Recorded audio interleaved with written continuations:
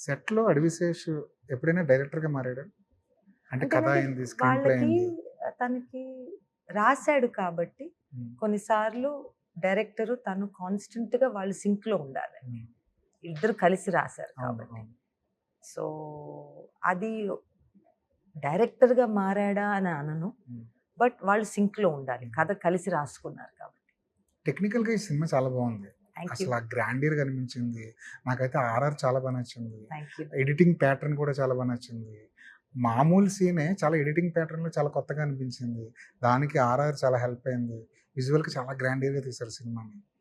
Time ఏమైనా ఎక్కువ తీసుకోవడం వల్ల ఇంత మంచి క్వాలిటీ వచ్చిందంటారా? ఇంకా టైం కావాల్సొచ్చిందండి. హ్మ్. ఇంకా యాక్చువల్లీ సినిమా మేకర్‌కి ఇంకా టైం ఇస్తే వాళ్ళెప్పుడూ వదలరు. హ్మ్.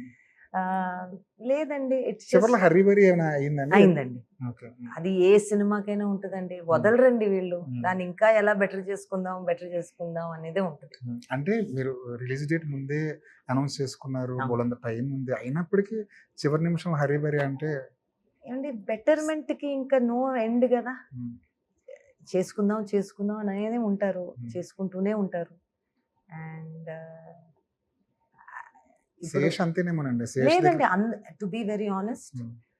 ఇప్పుడు ఉన్న బికాజ్ మనకి డిజిటల్ వచ్చేసింది కదా! సో, హ్మ్. మనకి ప్రింట్ అంటే మనకి అవును. ఫిజికల్‌గా ఏది లేదు. అవును.